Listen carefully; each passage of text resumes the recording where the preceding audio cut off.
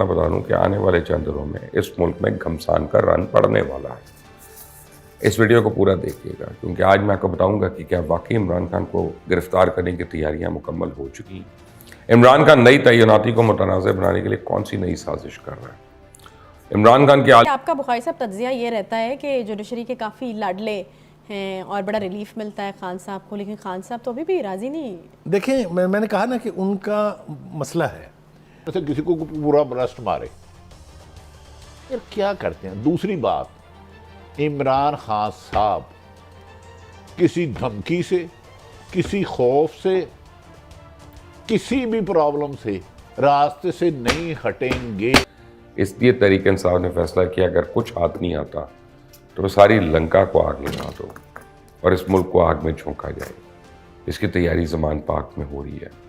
Long मार्च के दूसरे मरहले का नक्शा अगर आप देखेंगे तो मैंने जो जो बातें कही हैं इन सबका मंजरनामा आपके सामने आ जाएगा, क्योंकि हर तरफ से इस्लामाबाद को घेरे में लेने की कोशिश हो रही है। एक तरफ गुजरात से, दूसरी तरफ फैसलाबाद से असद उमर के काफिले इस्लामाबाद की तरफ बढ़ रहे हैं। ज़मान पाक की सिक्योरिटी सख्त हो गई है, लेकिन इस बार फ़र्क यह है कि सिक्योरिटी के लिए एहलकार, कमांडोज KPK से आए हैं, जिससे ये बात भी वाज़ेह हो गई कि इमरान खान को अब परवेज़ लाई पे कोई भरोसा नहीं रहा। जो अपने सियासी मुखालफिन के प्रोटोकॉल पे उंगलियां उठाता था, जब उसके अपने बच्चे उसको मिलने आते हैं तो एयरपोर्ट कैसे बंद कर दिया जाता है जैसे बादशाह सलामत तशरीफ़ ला रहे हैं। वज़ीर आला की जो सिक्योरिटी है और प्रोटोकॉल है, पता नहीं क्या क्या वो कुछ किया गया।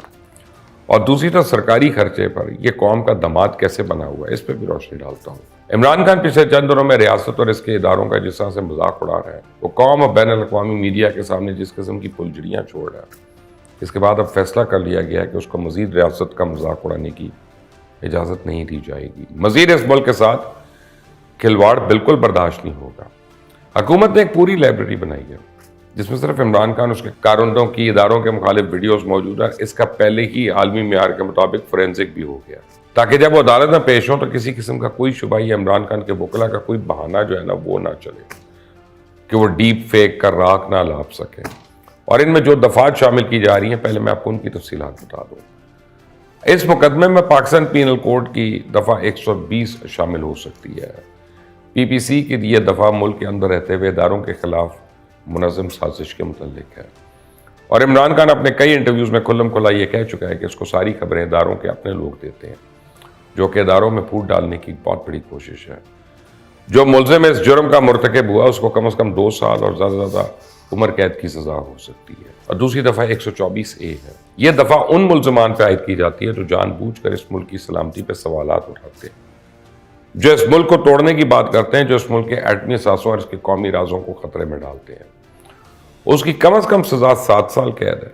अब अगर आप इमरान खान की तकरीरों को गौर से सुने तो शायद ही कोई ऐसी तकरीर हो जिसमें रियासत के खिलाफ लोगों को बगावत के लिए न उकसाया हो, जिसमें कानून हाथ में लेके इंतशार पैदा करने की बात ना की हो।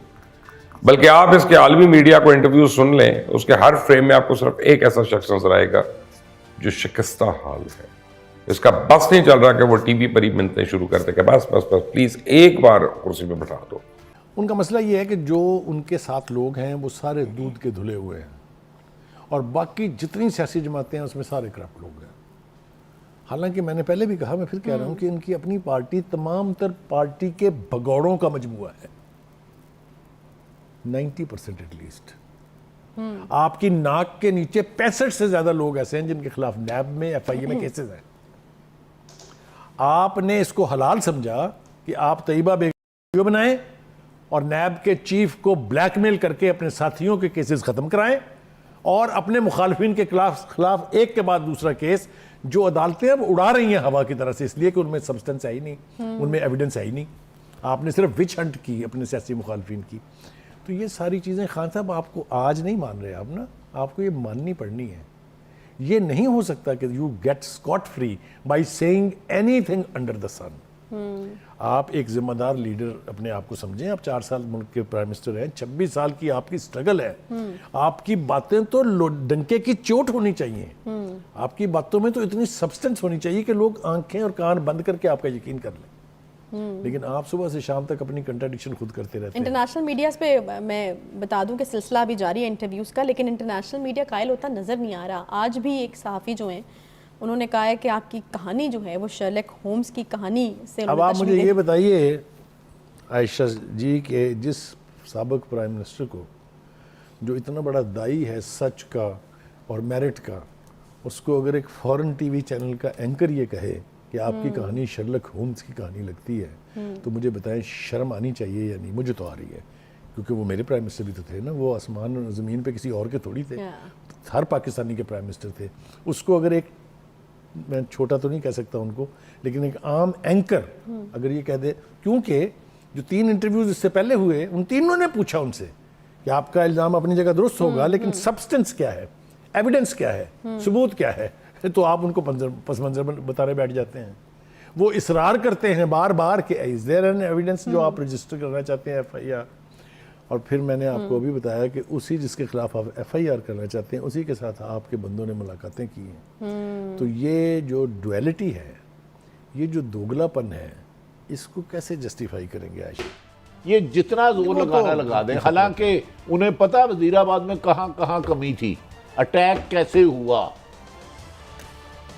गोलियां किस एंगल से लगी, एग्जिट और एंट्री पॉइंट क्या है, लेकिन वो मजबूरन बर्दाश्त कर रहे हैं क्योंकि उनका ख्याल है कि मैं एक बड़े मकसद के लिए जा रहा हूं, इलेक्शन करवाने के। अगर मैं अपने ही इधर उधर देखने लग पड़ा, ये खोटा सिक्का, ये खोटा सिक्का है, तो मैं बढ़ जाऊंगा। लेकिन अब देखें वो 2 जगह से लॉन्ग मार्च कर रहे हैं, इनसे एक नहीं संभाला जा रहा था, परसों KPK से शुरू हो जाएगा। आप समझते हैं जिस रेत की दीवार पे इस हुकूमत की बुनियादें खड़ी हैं, ये तो हवा का झोंका नहीं बर्दाश्त करेंगे। मतलब one thing that I don't understand now, एक ज़माना था चलें जब हम कहते थे मुकाबले में बंदा कोई नहीं था, तो हम खुद ही अकेले लड़ते थे, अकेले हम रेस भागते थे और पहले नंबर पे आ जाते थे। वो एक साथ इमरान खान आ गया कहीं से, तो साथ हमें भागना पड़ गया उसके। तो अब ना ज़मीन पर कोई आपकी सोशल बेस है, ना कोई इलेक्शन, लोग अगला टिकट भी आपसे पता नहीं लेते हैं या नहीं लेते, मगर फिर हम अच्छा, मेरी एक रहनुमाई करें। आज कामरान मुर्तज़ा साहब जमीयत उलमा इस्लाम जो सुप्रीम कोर्ट को बार के बड़े डिसेंट आदमी हैं, काबिल एहतराम हैं, बहुत अच्छे आदमी हैं। आज वो गालबन लॉन्ग मार्च के खिलाफ या लॉन्ग मार्च के बारे में गया है। मुझे ये बताएं, इस्लाम में कहाँ लिखा है अगर मौलाना फजलुर रहमान सिंध से निकल के लॉन्ग मार्च करे, क्या वो खला में कर रहे थे? उस वक्त रास्ते बंद नहीं हो रहे थे। अगर PDM करे लॉन्ग मार्च, रास्ते ब्लॉक नहीं हो रहे थे। अगर बिलावल भुट्टो साहब खुद वहां से निकले सिंध से और इस्लामाबाद आए और मकसद भी कोई ना हो, क्या उस वक्त रास्ते ब्लॉक नहीं हो रहे थे? और तो और जिस मुल्क में चीफ जस्टिस इफ्तिखार चौधरी साहब को मुशर्रफ हटाओ मुहिम के तहत, इफ्तिखार बहाली नहीं थी, वो मुशर्रफ हटाओ मुहिम थी, ये मुशर्रफ साहब ने खुद फरमाया है। तो पाकिस्तान के इस वक्त वज़ीर-ए-आज़म है, वो उन्हें अपना कायद और अपना बड़ा भाई और अपना लीडर कहते हैं, मानते हैं और उसी हवाले से उनसे मुशावरत करते हैं। तो लिहाजा चाहे ये अहम तैनाती हो या और भी कोई पार्टी के या गवर्नमेंट से आगे जो मसाइल होने हैं या जो फैसले होने हैं, उनसे मुशावरत उनसे होती रहती है। बिलमुशाफा जो मुलाकात हो रही है उसमें भी, और वैसे भी जाहिर है आजकल वो राब्ते की कोई मसला मसाइल तो होता नहीं है, बंदा मुशावरत आराम से कर सकता है, दुनिया की किसी कोने में भी बैठे हो। नवंबर तैनाती भी इस मुशावरत में शामिल है। जाहिर है जी, एक इंतहाई अहम तैनाती है और इमरान खान साहब ने इस तैनाती को बहुत मुतनाज़ा बनाने की कोशिश की है जी। हर हवाले से इस भी मुशावरत होती है। तो हुकूमत क्या ऑफर करने जा रही है एक्सटेंशन के हवाले से?